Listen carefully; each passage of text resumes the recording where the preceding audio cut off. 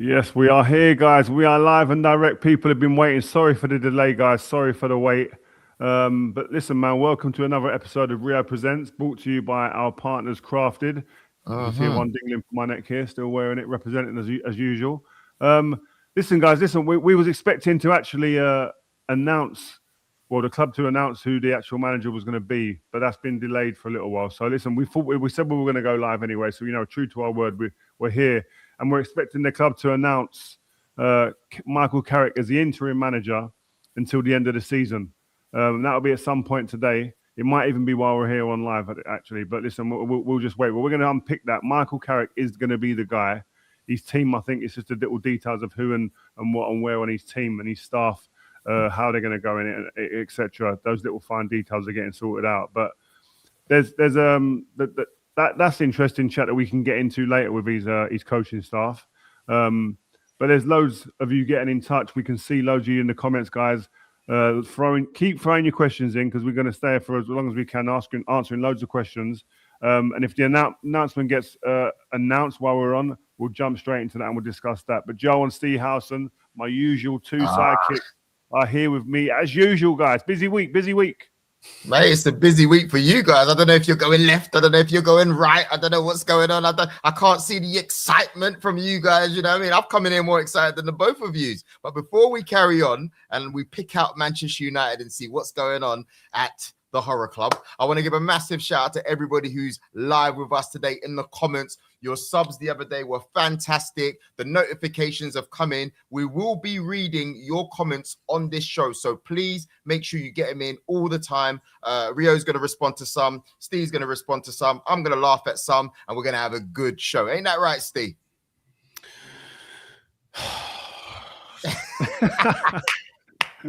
Come on! Steve's body language there just encapsulated probably 99% of the fan base right now in this last week. Oh man, crazy, isn't it, Rio? You know what's funny? Before I ask you about what you're making of the Carrick appointment, we were looking at some stats right in our group chat, and there was a stat that was showing all the different comments and stuff, and a lot of the comments are saying getting rid of Amorim was a mistake. I'm like, rah, is that what the fan base are saying? We're going to dig into that a little bit deeper later on. But Carrick being announced, Rio, what's your thoughts on it? What do you make of it? Well, I think it's a safe one. It's one of those ones where you go, okay, they know the man, they know the person, they know the coach. He's been in and around the environment before, knows many of the players. As we'll touch on that later, we had him on Rio Meets earlier in the year talking about players that are currently there, Kobe Maino, etc. So it's a safe one, 100% a safe one. And listen, I've done a little bit of digging, looking at how his team played at Middlesbrough. Obviously, it ended in a way, obviously getting the sack or whatever and coming away from that job. But he had a good spell there. I think it was almost 200 games, roughly, where if you look at the stats in terms of like playing out, possession, creating chances, attacking football, free-flowing football in that championship, which is a good, hard league, by the way. He was first in a lot of those metrics. So he's a brave, on the front foot kind of coach who wants to kind of implement his own style on a game and force his style on the opposition. So from that standpoint, it speaks to what Jason Wilcox and the people that operate in football Man United would want.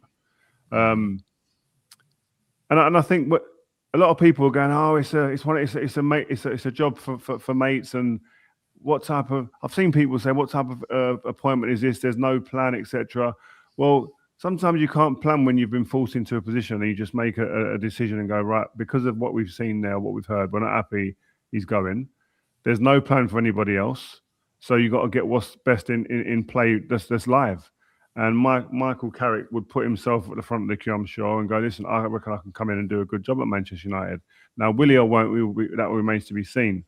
But I think it's a steady appointment. And I mean, like, he's coaching staff, so I think quite important. We spoke to him, and Jonathan Woodgate, who I played with at Leeds, and I know there's some people saying, oh, an ex-Leeds player coming on, still about to get your thought about that. But he played for a number of clubs. Leeds wasn't his only club. And he's a Middlesbrough fan, so he's not like a Leeds ride or die type guy. But I think having someone like Woody's refreshing. Woody's a good guy. He's that soft go between. He can be hard when need be, but he's a real good character, good guy to have in there. And I think he can do a lot of the different jobs that Michael needs doing, so he can concentrate on the bigger stuff with the team and individuals. And I think Holland gives him that experience. If he's going to be the man who they say is coming in, the experience that he's got, the amount of big managers that he's worked with over the years, Gus Hiddink, Jose Mourinho, Conte, Rafa Benitez at Chelsea, and Gareth Southgate obviously for England. So there's a wealth of experience there behind him. And there'll be people going, is he the right guy to come in and all this? We're never going to know. No one's ever certain of who's going to be the right person. But I think where we are right now, middle of the season, most people are tied up. It's a situation that's just happened kind of quickly. I think it's a steady appointment, and I hope he does well. Steve, what are your thoughts when you heard the confirmation of Michael Carrick? Not overly surprised. It looked like it was going to be him or Ollie. Emotions felt, the best football I've seen at United post Alex was under Ollie. It was aggressive. It was fast. It wasn't off the back foot like people said. It was in certain games. It's funny because people used to say Ollie only had vibes. He didn't have tactical ability. Well, I don't know who goes and beats Pep 3 times in a single season if you haven't got tactical nous. We played a number of different formations. We played a number of different styles. And for me, that was the most enjoyable football that I'd seen post Sir Alex. Came second and third as well. So even though there was no trophies to show for it, it was pretty good. Michael Carrick had the best interim anyone's ever had. Didn't lose a game. 2 wins and a draw. It was nice football. But so would Ruud van Nistelrooy's. And then Ruud van Nistelrooy couldn't replicate anything like that when he went to Leicester. I've been watching a lot of Carrick because I'm after we've done this, I'm recording a video talking about his tactics at Middlesbrough, trying to look at a bit of the context of what did well, what didn't do well. I've been looking at his build-up, his moving through the thirds. They played nice through the thirds, which you would expect from a Michael Carrick team because that was his bread and butter on it. There's a lot of structure. It's ironically, I recognise a lot of the patterns. It's simple. It's a 3-2-5 build-up, which some people are going to go, hang on, isn't that what Ruben Amorim was trying to hold with possession? Yeah, it's exactly the same. I think the manner in which he does it is different. I think he'll play 3 midfielders and a back 4, and it'll be an asymmetric back 4 where one of the fullbacks more often sits and one of them more often goes. And in my head, that really suits Mazraoui and Dorgu. Mazraoui sitting and tucking in, Dorgu doing the energy and getting up and down. I think he plays a midfield 3, and then the 3 attackers with probably Bruno and Dorgu is the 5 in the final third. They build up nice. They want to have the ball on the floor. I don't know if there's a little bit of Louis van Gaal crept into him because they're quite static in their positions. And then when they came up against teams that sat in against them, they reminded me a little bit of Lou where they didn't really have the penetration.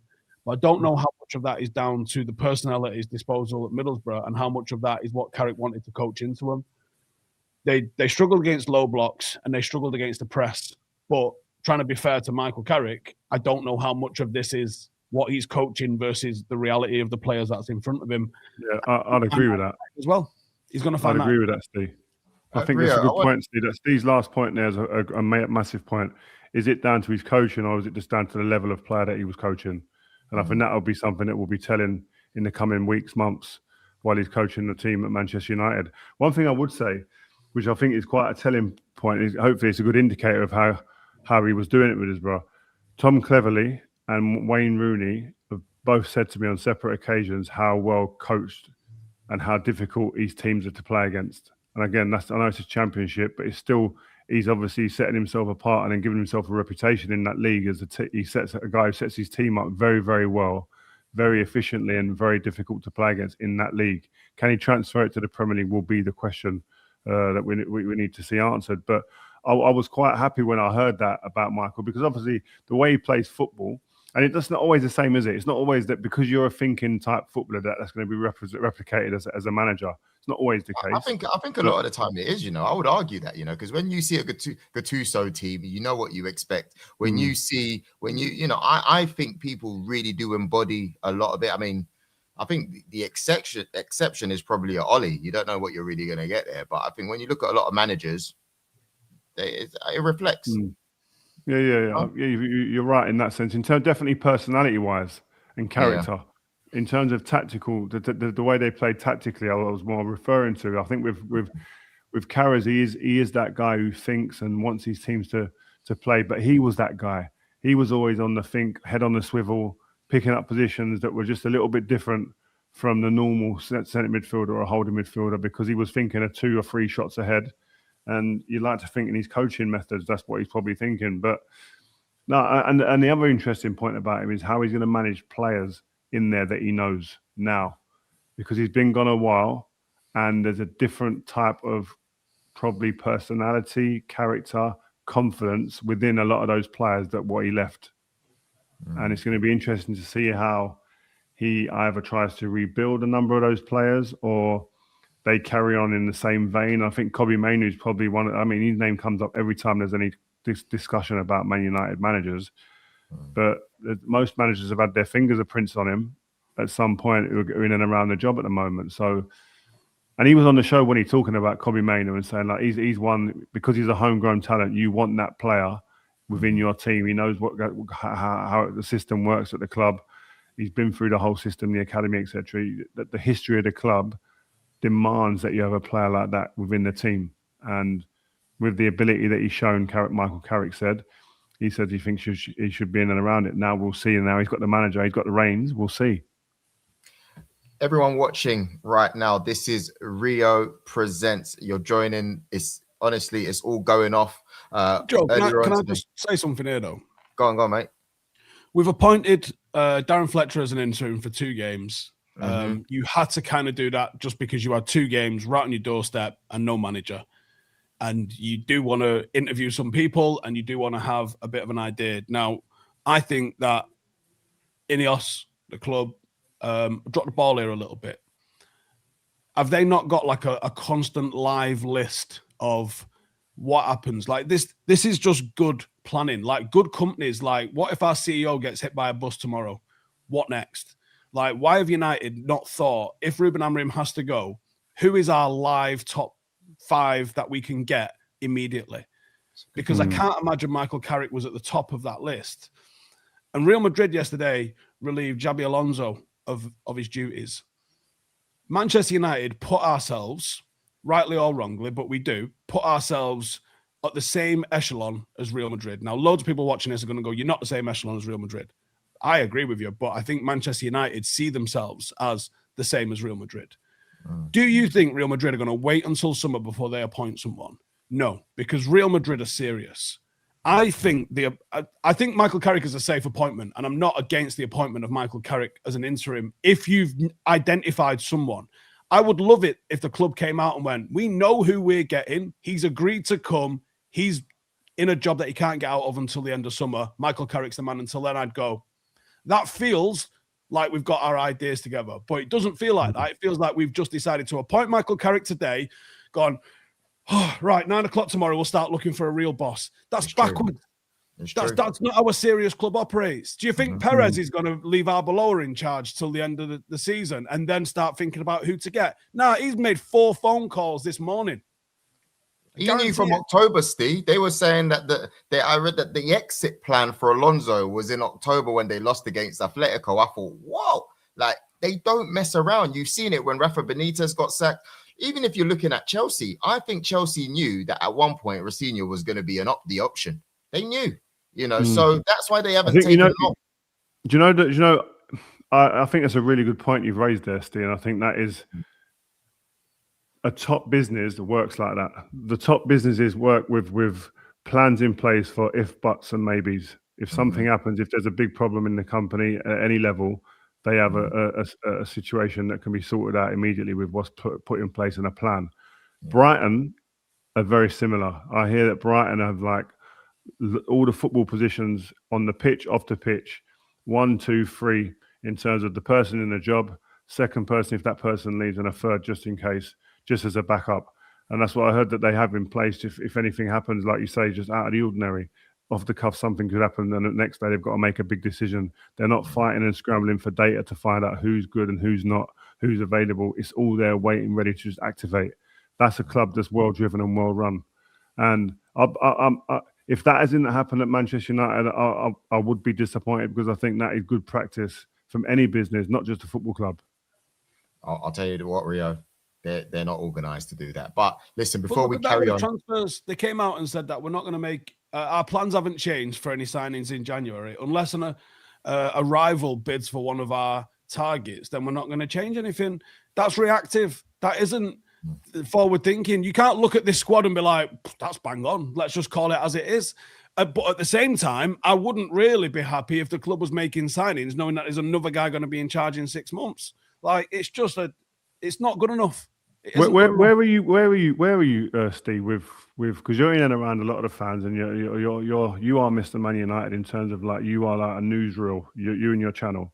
Where are you with INEOS, with the people operating football right now at the football club, given the situation we're in now?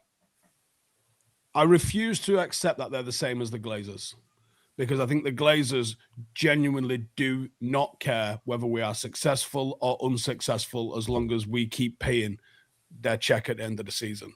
I honestly don't think they even know what colour we play in. So I can't accept that they're the same as the Glazers. However, and I'll give them credit for this, I also genuinely believe they want us to win. I genuinely believe the decisions that they are making, coming out and putting pressure on themselves with that, like Project 150, like we're going to win the league in the next 2.5 years.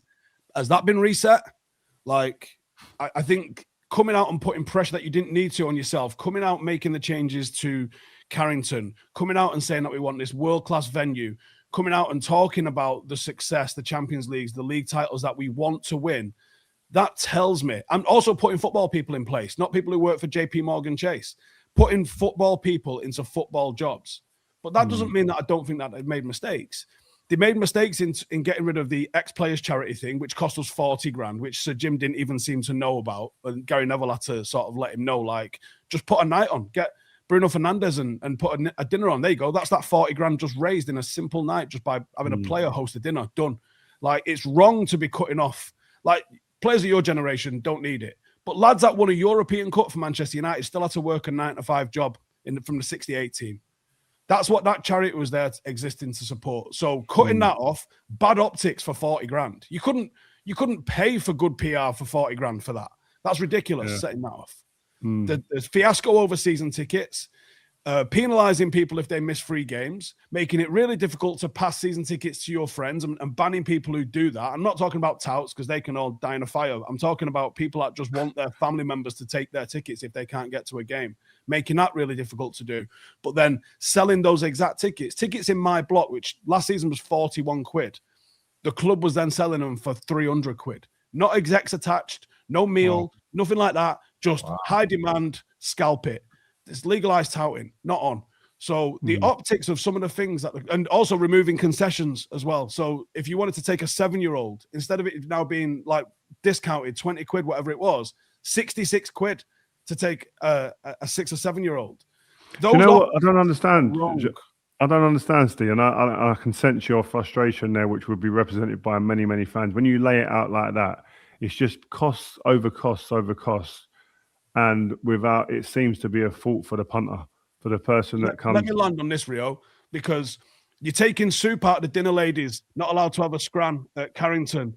People aren't allowed to have lunches. They took the free coaches away for the Wembley trips for people. You used to have a perk working for United. If we as a football club are successful, you're all part of that success. You get a trip to Wembley with the team because you're part of this club.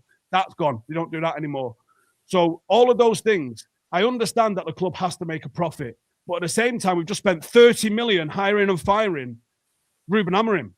And it's always the person at the bottom that has to pay for that sort of stuff. You did the same thing with Dan Ashworth. It cost us millions to get him and millions to get rid of him. So INEOS are not blameless here. As much as they get credit for me because I believe that they want to do the right thing. But I'm not going to say that everything that they're doing is rosy. I think their recruitment in players has been pretty good, especially this summer.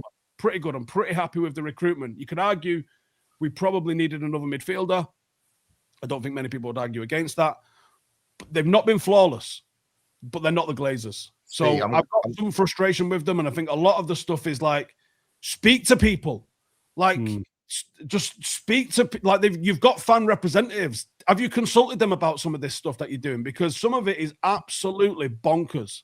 Do you know the mad thing is? I was at the game the other day for the La Liga Super Cup in Jeddah in Saudi, and Barcelona's team were on the pitch celebrating, and I was standing there watching next to the tunnel, just watching them celebrate, and just looking at players and looking at staff. There was more staff than players by a distance, by the way, right? Loads of them. And remember Deco? He's their sporting director. Yeah. So I had a couple of words with him. I said to him, like, you got more staff than players. This is mad now. It's so different to our time, isn't it? And he went, Rio, it's important though. He said, we bring all of them, all of the staff, all of the kids, they come here. We want them to all get to see this and enjoy it and be a part of it. Look at it. Our president to the likes of Lamine Yamal, down to a kid who hasn't played yet, who's in and around the squad, who we want him to experience is, to all of the staff, the physios, even some physios from the academy, etc., are all here. And then all the families come on the pitch. And I was like, that's a proper club that's thinking deeper than just tactics and football on the pitch in 90 minutes. Saudi as well, not even a coach trip. Guys, yeah, I have to let our audience know, right? I have to let our audience know. Thank them for coming on because we are live here and we haven't had a chance to reset. For you guys that are joining in, you are watching Rio Presents, obviously brought to you by our partners Crafted. And look, we're discussing here today the appointment of Michael Carrick. You know, if you tailed in the last end of what Steve was saying, you know, he's saying that the Glazers are not blameless. You know, Rio's giving us his reaction. Well, the Glazers are totally to blame for Sorry, all of they're to blame. It's INEOS that are blameless. And then you got Rio, of course, here saying, you know, like his thoughts on the appointment. He's going to run through it again. But I wanted to touch on something that you mentioned earlier, Rio. We're talking about Steve Holland, right? And you spoke about the managers that he's been a number two to. You know, he's had some big names, obviously England number two. When I saw that, it made me think of Gareth Southgate. Are we saying here that Steve Holland is basically like being put in place here to kind of like mature the position for Gareth Southgate to come in and take over Manchester United, possibly at the start of next season? I can see Steve having a heart palps. He's tapping the floor. His feet can't stop moving now. He's looking at, he's scratching his face. I don't think that's the case. I just think that they want a steady hand behind a young coach. I don't know. I'd be surprised if Gareth Southgate got the job. I would. I mean, I'm not saying that I'm dead against it. Steve's a staunch against Southgate, but he won't make it there. I'll stop him. But I mean, listen. If he does get it in the end, then obviously we've seen the play, and Joel's mentioned the play straight from the beginning because it's hitting between the eyes. But I don't think that's something that's going to be. We're going to be sitting back in a few months in the summer going, oh, it all makes sense now. Holland's in there. Southgate now walks through the door. I don't think that's going to be the play. I don't know. Don't you dare put that evil on me. Wait, before you carry on, Steve, and let us know your thoughts. I want even that your questions are coming in thick and fast, especially when we mentioned Southgate. It just went like that. So we're going to be putting up the questions really soon. But Steve, we've seen it before. Before Pep Guardiola came in, he had a couple people from his previous club there who came to water the grass a little bit. Why can't it happen? Yeah, but they were sporting directors, not coaches. It's a bit different coming in. This might be a topic for another video, but you've seen Viana's in at City and he's good mates with Ruben Amorim. There's some talk Ruben's not moved out of Manchester yet. I think he'd probably be a success with the squad that City have got there. That'd be hanging. My thoughts on Gareth Southgate. Do you actually really want me to answer that? No, there's no need. We're live. There's no need Steve. to go that deep. We're live. We're live, Steve. Yeah. Keep it PG. We're live. I want to know what Steve Holland does, because if he can't have a big voice, because he'd have been saying to Gareth Southgate, for starters, untuck your shirt from your underpants, it's weird. But any chance of putting on an attacking sub, any chance of maybe trying to win a game, you boring knobhead. So I think that worries me a little bit because he's clearly not got a backbone.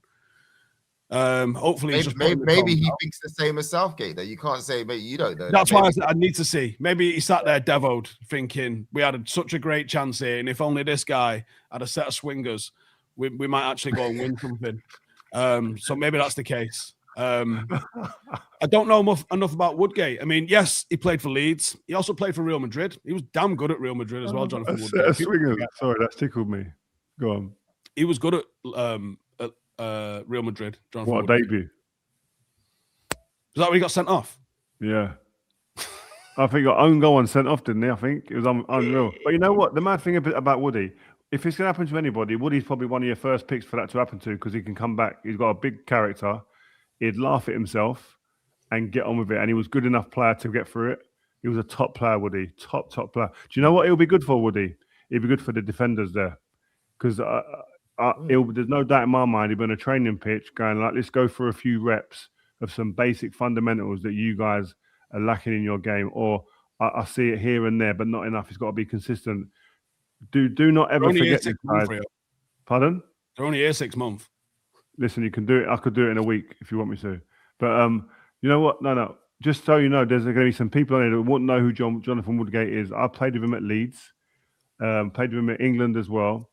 And if it wasn't for some personal stuff that went on with him, the court case and stuff like that, his injuries that he had, he would have been fighting out for that one of the first choice England centre backs in our era. I'm telling you. You're forgetting. The guy played for Real Madrid, bruv. People are forgetting. He did. But I mean, he still didn't get to the heights of the Woodgate that I know he should have been. I'm telling you, he should have been.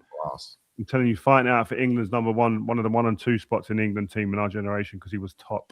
What does Fletch not being part of this setup? Because that was rumoured early doors that he was going to stick around and then now he's not. Is that because he's seen behind the curtain and don't like the smell, or is there other reasons, you think? I think it looks like that probably, but I spoke to Fletch just before his first game and after the first game. And one of the things that came quite clearly out of that conversation that he wasn't going to stay on as a coach in any way, shape, or form. And that wasn't something that he wanted to do. If that changes, I don't know. He could change his mind, but I was quite certain when I came off them calls that he's doing this and he's going to enjoy this moment as the interim manager. But coaching the team and from behind the scenes, from behind another coach, isn't something that he was really interested in. So. So yeah, and Fletch is a straight guy. Do you know what I mean? There'll be no messing about with him. It's like he's either in or he's out. We need to get some questions in because it's just doing this, Rio. I'm seeing loads of questions. Get them on, man. Get them on, guys. Where's the admin? We need our guys. There we go. So first question here. I'm trying to read from Christopher Matthews, MUFC. Shout out to you for the super chat.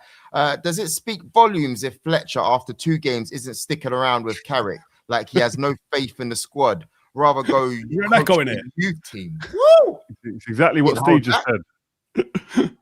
It reads like that. It does read like that. But if listen, I've managed to speak to him the other day, and I know that's not the truth. He wasn't interested in staying on before the appointment was made of Michael Carrick, so it wasn't going to change just because it was one of his ex-teammates. Oh man! All right, cool. Can we go to a next question as well, please? I'm ready to read them out. You got Joshua Bowater, shout out for the super chat, taking odds on how many games of watching Ugarte it takes for Carrick to turn player coach to show everyone what a real controlling midfielder is. Is that Steve? Best midfielder at the club. Steve, did you write that? Did you send in the super chat and write it yourself? I got to be honest, I have been disappointed with Ugarte. I mean, he's one player who, when he came in, everyone was saying he's got legs, he can tackle, he can move. It was the description that I was getting was the right type of player that we needed. It hasn't materialized. It just hasn't come to the fore. I've not seen the player that everyone was talking about in terms of being able to get up against people quickly, to tackle. That's meant to be his big part of his game is being aggressive and he hasn't put a marker down in a game that's made me go at any point right, this guy could be one of our in midfield like dogs or controllers who's going to really get things going in the midfield. He hasn't got anywhere near that. So for Michael Carrick, can Michael Carrick get any more out of him? I mean, that's going to be a big challenge for Michael Carrick. Can he get any more out of these players as individuals to then make the team better? He's got to get both of those bits bits better. He's got to get the team better, but he's also got individuals playing to a higher level and getting so much more out of them. And how he goes about that is going to be the test. It's going to be the acid test, because far too often we see players playing below par, or they're just giving us little moments here and there. And I think that's the thing that's even worse for me. When I see moments, that's the thing because you're going, I know it's there. I keep seeing it every now and again. Then it's like, well, what the hell's holding these guys back from being able to produce? Is it them? Is it the system? Is it the club? Is it the environment? All these questions are going to be answered in Michael Carrick's head. It's whether he can actually go and get things going now. Well, Steve, what would you do? Because I'm asking you in terms of, you've obviously got your team, you're coaching players that are knocking out Palace and that in the FA Cup. The morale is on the floor at Manchester United now. Before Rio's saying, Rio's been to the training ground and said that there's good energy in there. Yeah, but there's difference about having a good energy and good vibes amongst each other, but then not being confident when you're actually out on the pitch when all the fans are there watching. Yeah, can I just, on that point, when I went there about 6 weeks ago, that's one of the things that jumped out at me. Around a training ground, but don't forget, they was on a decent run then, by the way, in terms of results, getting some decent back-to-back. I don't think they'd lost in like 5 or 6 games. Anyway, there's always the problem. I've said this consistently on the channel, right? And I think this can happen just in Michael Carrick's tenure now. It'll be interesting to see how it goes if they get a good run of games. It takes more than just a few games of decent performances and a couple of decent results to rebuild confidence and to paper over the cracks and to get rid of the deep lying scars that have been put in there from the last how many other regimes and years. So that's the problem. On the face of it, I went in and I saw on the face of it a real bubbly squad. It looked like they were together and high-fiving, having a laugh, having a joke. It looked good. But one little moment in a game of doubt or a jeer or a groan from the fan base in the stadium at Old Trafford especially, or a mistake from somebody, all of that little bit of confidence that's been built up comes crashing down again, and you've got to start rebuilding it again. And that's where this Man United squad are at the moment. They're working on fragile foundations at every single point, and it's going to take a sustained longer period of time of decent results and momentum building to get through that and to start building some decent foundations. We're going to be reading more. Go on. And I don't actually know how possible it is, but I would like Rio's thoughts on this. Night out. Squad night out. Now, I know you got some boys in there that don't drink, but squad night out. Go for a meal, go for a night out, and maybe make it a ritual. Like every single time that you win, you do that. Just until the end of the season. Something that, but I don't know if Manchester United, 30 man deep, can do that in town.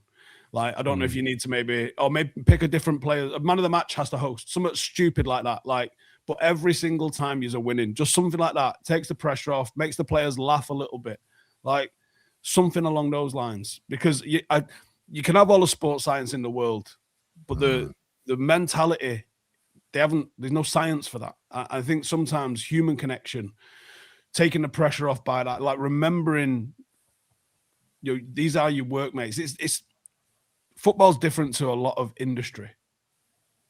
It is your life. It is your identity. It is who you are. You have a very short career, 10, 15 years, where you've got pressure to maximize how much you can get in economically, but also what you can achieve during that time as a player. That's something that you've worked your entire life to. The pressures and responsibilities on that are different to working a normal job. So I think remembering that you're human, and it seems like such a basic Big Sam, Tony Pulis thing to do, but I think there's probably something in like night out. Take the pressure off. Well, one thing I would say, my generation would have been sitting there going, "Oh my God, right, we're out. We're going London, lads. Weekend in London. We ain't got no games in the midweek because we've got no Champions League or European football. So it's a one game a week to the back end of the season now. So, right, for the next couple of weeks, every time you get a win, I think it's a great idea. We're going to be going out somewhere, and what we'll do, we'll spin the wheel, and wherever it lands in England, we'll go. Maybe UK and Ireland, we'll go, and we'll go straight after the game on a PJ, and we'll land there, have a night out, and we might even have an all-dayer on the Sunday, but we'll be back for Monday training, whatever happens. So in our generation, it's a wonderful idea, right? Because there's other people that are drinking as well, and there's other people enjoying themselves. I just don't think you could do it consistently now, because the more you drink, the more a disadvantage you're putting yourself, because everybody else is they're so wired to just performance and healthy lifestyle, nutrition. But I do get your point. Finding some sort of team bonding event or moment in the week, I think, is important. But again, the English, the British, we associate alcohol with that. That's the problem, right? And there's now a lot more of a European, global kind of presence within the change rooms now, where not everybody's alcohol driven and based, and even the English players are less than our day as well.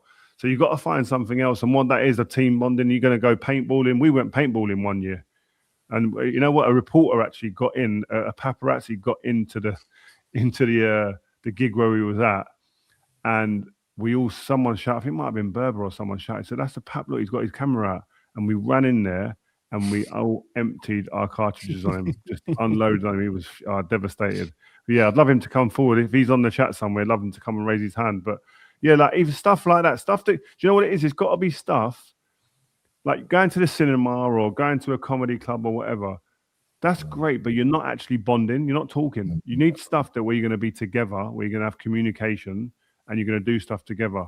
Even going to a restaurant sometimes ain't even the one, because you're disconnected from most of the people other than the ones that are side by side to you. You're speaking to 4 people, that's it, at the table. There's 25-man squad. So it's finding the right, I think, activity that squad want and need to build that. But I think it's a great point, Steve. We're going to be reading more questions shortly. But again, massive shout out to everybody coming in. Please keep pressing the subscribe button. Rio, I want to take it back to Carrick coming in. Will he be up against the same problems that Amarim was up against? And if so, you know, how do you think he can solve things like that? Again, number one point, I would say Bruno. You know, where is he going to play him? How is that going to work out? You know, players, the Kobe Mainu situation. Do you reckon he's going to come up against the same issues, and how should he deal with them? Yeah, well, that's part of being a manager, especially at Manchester United. These questions aren't going to go away. Do you know what I mean? The only way they go away is if the team start winning, and then you just say, listen, whatever you say, shut up, I'm winning. But whatever happens, people are going to start. Listen, Pep has won for the last 8 or 9 years at City. He's still getting drilled with questions of doubt and is that right? What you're doing there? Is this right? Getting questions. So a fella that's actually just come in a job and losing, or is the confidence is on the floor at the football club and the club's in turmoil, he's going to get questions, and he's going to get questions he probably don't want to hear. But this is part of the remit. This is part of the job, man. But getting the best out of the players is going to be is a key factor in him doing well, and he's got to get more out of every single one of these players in this team. There's no player in there that I don't feel that there's room still for a bit of improvement. And I think Bruno's even included in that, because as great as he is and as consistent as he's been, I'm sure there's parts of his game where he's sitting there going, I think I could do a bit more here. And hopefully this manager can do that. He actually had a statement that said, referring to Bruno, when there's something that is needed, Bruno is the man that steps up. I really enjoyed working with him. He's demanding, he asks questions, and he wants to do the right thing, which is obviously a good start. Last time we spoke, I asked you the question yesterday, who do you reckon is going to benefit the most here? And it's the same question I'm asking yourself and Steve again today, because obviously it's Carrick in the league. Who do you reckon is going to benefit the most with Michael Carrick at the helm? Sesko. Okay. I think Sesko could have an improvement, because I think Carras was one of those guys. He's one of those players. He was trusted in as one of the top probably 3 or 4 players in our team to get the ball into dangerous areas for people to create 1v1 situations or get on goal or the pass before the goal. So he understands that way of thinking and what a striker needs. And I think he'll put the pieces around someone like Sesko. I look at Sesko and think, if he's firing on all cylinders, he's one of them ones I don't think you want to play against. If he has a good day, he's a player that you go, oh, he's big, he's strong, he's quick enough, he can jump, He's athletic. A lot of them attributes is like, I don't really want that. Don't really want that around me. Do you know what I mean? But he needs good service to be able for all them attributes to come out. And I think Michael will be. I think we're looking at that and going, how can I get the ball into this guy and make him make these defenders that don't have to work a lot and as much in basic areas where I see them, they can make mistakes. I want to put him in those areas where I know the defenders today are going to make mistakes or they're going to switch off. That's what I'll be, and I think it will genuinely be going about that. Steve? Because of what he said about him in the past, and because he's not played really this year, Kobbie Mainoo. Okay. If anyone can see the pictures that he wants him to see, it's Carrick. If anyone can simplify his game deeper, get him to play on two, get him to punch it into the striker's feet early rather than waiting, it's Carrick. And I know he said he sees him playing a little bit more advanced, but he could still be the more advanced playmaker. You're going to have Bruno as a 10, I presume. Kobbie maybe a little bit more advanced, and then someone sweeping up, which I presume is Casemiro or Ugarte. That means he's going to have to be a bit of a ball player, a bit of a creator. If Carrick could turn him into a 90, 100 pass sort of composer, what a player you've got. Carrick's shown you don't need to be rapid. Yeah, because that's one of the criticisms of Kobbie is he's not quick. He can't cover the ground. Michael Carrick was not exactly a sprinter. But you know, this is mad. I watched the Barca game the other day against Real Madrid. Pedri, he don't sprint. I didn't see him sprint in the game, really. They did have 70% possession now. Yeah, I know, but I'm just saying, I've watched him many times. He's not renowned for his physical traits or attributes. It's only in England where we talk about this. It's only in England where we can go, you've got to go on a scrappy because you don't do this. Because you're not good at this. Linked to Napoli. Kobbie at Napoli would have statues built at him. Yeah. You think McTominay's gone and balled out? That's what he does. But I think it's also that the Premier League does demand different things of players. That is the thing. You need to be in the right setup in England if you're not going to have certain physical attributes, I think. And the team has to be built a little bit for you to be able to succeed. And I think physically, Kobbie, I think there's more in him. I think, he doesn't cover the ground with much the grace of others maybe, or the ease of others. And he's not as quick or as sharp as some. But he has other attributes that you go, well, I know a load of you haven't got that. And it's like we harp on more in this country about what you can't do, I think, a lot of the time. Yeah. And I just think if you put, like you say, I totally agree with Steve, if you put him in the right framework of a team, well, we've seen it with England. He was in the right framework in England that supported the way that he plays football, and he comes out smelling the roses. Is that not Steve Holland thing? Steve Holland will have a bit of something to do with that? Holland? Yeah, maybe. That might be, again, that might be someone else who can unlock someone like Kobbie. It might not even have to be Michael Carrick. It might be him. I don't know. But we'll see. Listen, a few more questions before we're done here. There's one on the screen here about INEOS. Being realistic, is any true top manager going to join unless INEOS back off with the micromanagement? I could see it ending up being McKenna. Wow. Steve? I don't necessarily agree it is micromanagement. I think you're having meetings with your sporting director, your director of football, at times when you're not winning back-to-back games.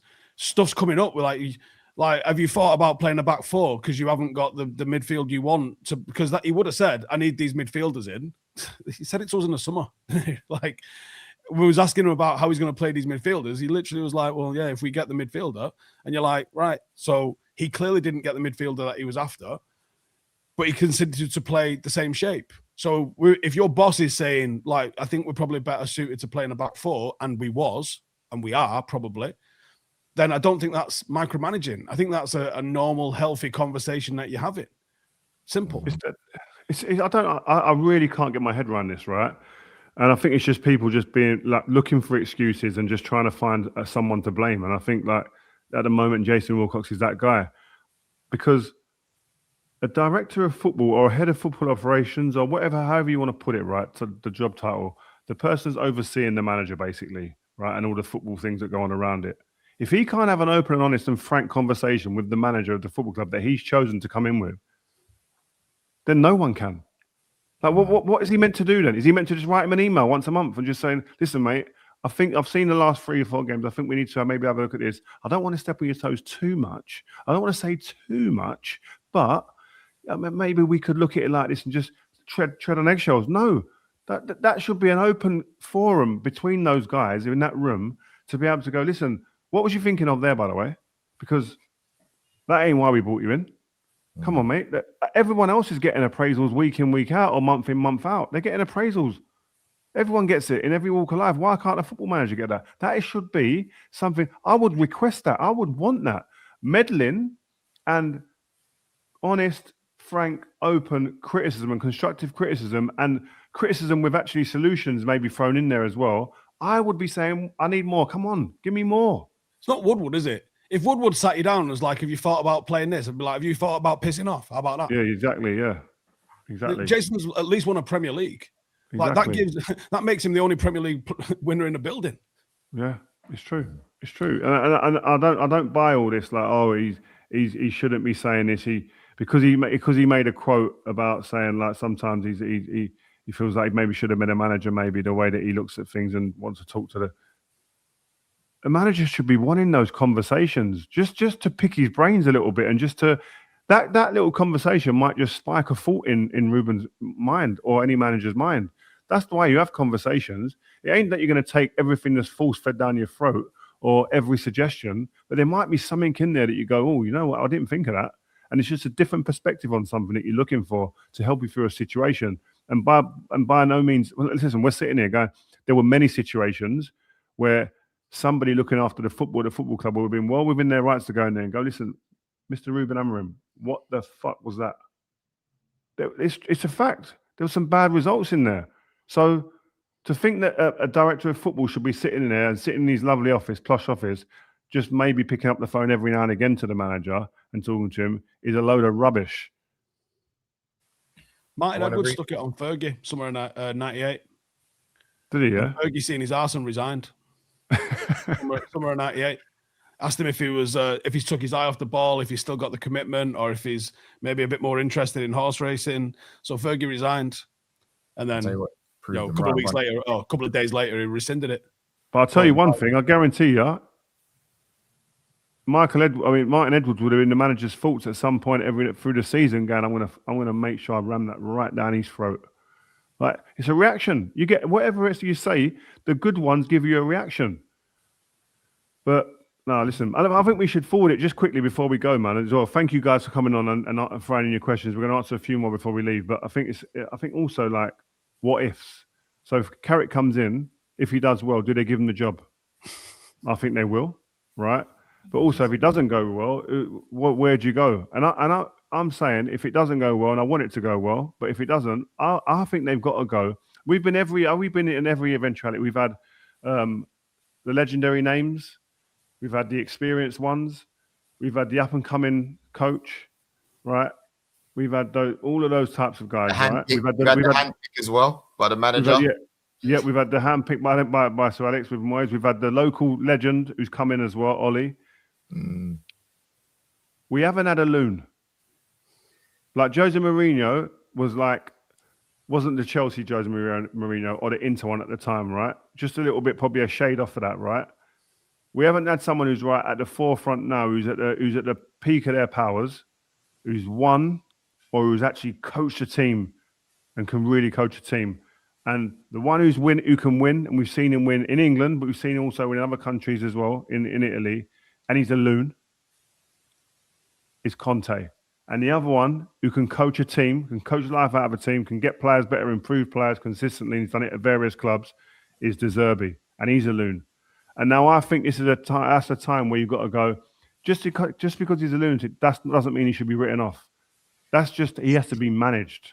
You have to manage that guy. That's what you're getting paid for above the people that are operating football, to manage these types of people, because they've been managed before to win leagues or to coach teams very, very well and get an identity. And I just think that we've done everything else. What more is there to do other than roll the dice completely again? Do you know what? As a Manchester United content creator, sometimes covering Lou Van Gaal football, the press conferences were better than the games. Yeah. I reckon I'm with Rio, get a loon. Yeah, because you see yourself in one. That's why. Look, that's what one of the comments there are saying. Rio, what's your thoughts on Steve listed on the betting odds being the next I was manager? buzzing, man. You know what? That's where we are in football today, right? Which I love, and it just brings like somebody that would never have been on Ladbrokes or on any of the big media channels to the front, like Steve Howson. I've coached more games than people on that list, Rio. That's the truth.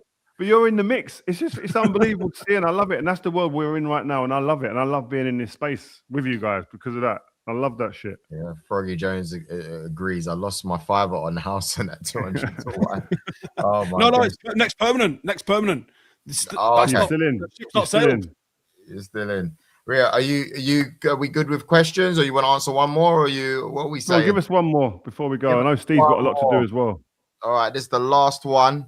Thank you everybody for watching. You guys have been brilliant. Last question is Avin. I'm really going to struggle with that name. Massive shout out for the super chat. Stephen Rio, what formation do you think will play under Carrick, basically, with the amount of attacking players and lack of midfielders? Can we play a 4-1-4-1 and Mazraoui at right back, stepping into midfield during build-up? Yeah, that could work. But I think, as Steve said, a 4-2-3-1, I think you'll go with. And hopefully there's some rotations in there and it isn't rigid. But I think he'll do that. And like I said before, if you come on late, his stats at championship level when he's managing Middlesbrough, he's a front foot attacking manager, wants to dominate the play, wants to dominate possession, wants to play through all the phases of play from the goalkeeper through to the strikers. The way his team plays, you could see it representing Michael Carrick the way that he played, and hopefully he can kind of implement that with this group of players. But more than formations, more than structures and team and whatever, he's got to build players, he's got to build people, he's got to build humans back up again, because there's some downtrodden, lacking confidence players within that change room that need an arm around them or a rocket up their asses. Yeah. And Steve, any final words? No, the same. I think 4-2-3-1. I think you go a little bit asymmetric with it. You ask Mazraoui to tuck in. You let Dorgu do end-to-end, box-to-box. You put Bruno in the 10. You tell him to stay high, to play off Sesko, look for those knockdowns, and then look to try and spin it out to Cunha and Mbumo and get bodies and balls in the box. Because the one thing that I watched, again, I don't know how much of what you can see with Carrick at Middlesbrough is because of what he had to deal with at Middlesbrough, or if that's what he really wants to see. Like you'll not know until he's done 2 or 3 clubs and over a few years. But they was putting a lot of crosses in. Now, when I see Sesko and I see crosses, I kind of like what I'm seeing. Good stuff. Anyway, Totally agree. Everybody watching, we want to say a massive thank you for joining us on Rio Presents Live. It's been popping all week, man. Listen, there will be more videos coming out. If you watched the show yesterday, if you didn't watch the show yesterday, go back and watch it. Rio kept dropping nuggets about guests that he's got coming on the show. He hasn't even told me and Steve. You know, we're just waiting for the phone call ourselves. So please make sure you like, share. If you haven't subscribed right now, subscribe and put the notifications on right now, because there will be more videos and we will be back soon. The Dream Team. Massive shout out to you, Steve, Rio, myself, Joel. We're signing out. Tell a friend to tell a friend. Peace.